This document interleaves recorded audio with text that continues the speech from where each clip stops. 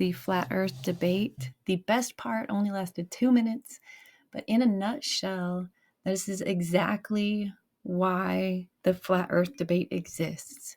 It is less of a what shape is the earth and more of a what is your place in the universe question. I want to say something here that is a dimension of this that deals with my major study, which is theology. And that is this, that if the earth is in the center of the universe, that means somebody had to put it there, because it's not going to get there by time and chance. Is that, would some argue then that you are incentivized to push theories towards the idea of a geocentric universe? I would. Now, Tim, can you flip it around, though? Now, flip around what you just asked him.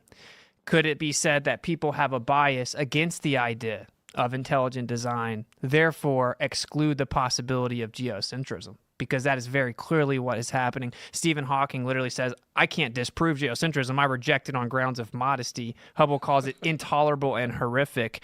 Lawrence Krauss says it's coming back to haunt us. The Copernican principle is coming back to haunt us in his film. There is a bias against intelligent design, similar to how modern academia is overwhelmingly drowning in liberalism. Yeah. Well, modern academia in terms of science is drowning in atheism. And it actually implements philosophical bias at this point, and they can't have a creator. And in Scientific American, it says 90% of the major scientists are atheists. There you go. So there's your incentive. Yeah. Well, I would say that even in the mainstream model, you still need a creator, right? But it doesn't matter. The point is, like, you see that every atheist I've ever talked to, I said, so if the earth were in the center, let's say hypothetically, do you agree that it had to be put there?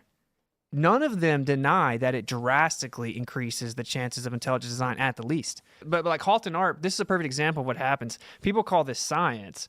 It's basically a cult, though. Halton Arp was like revered almost, like completely respected astronomer, like world renowned, like had things named after him. And he comes out pointing out that redshift doesn't work. And he ends up writing a second follow-up called Seeing Red, which is a play on how he's like getting angry because he's being blacklisted. He gets blacklisted. He gets the ability, the right to actually use observatory telescopes revoked from him because he comes out and speaks out against redshift. That is not science. Well, it's because it's against the Big Bang. Yeah, it's a cult. It's a cult. And that's what the Copernican principle is. All the evidence shows the earth is in the center. We went through Michelson-Morley. We went through Airy. We went through the cosmic microwave background radiation. We went through Hubble's Big Bang universe, where that came from.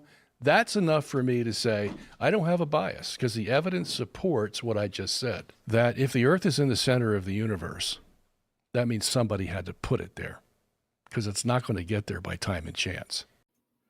So I think when you get right down to it, the flat earthers are trying to say that the elites, the ones who give us the globe model, don't want you to know what your place in the grand scheme of things is.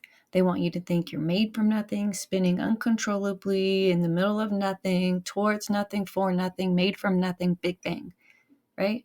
But what if you were the center of everything? What if God designed you and everything else, where it comes down to the shape of the earth will never matter? I'm obviously looking at this from a Christian. God has got it, no matter the shape.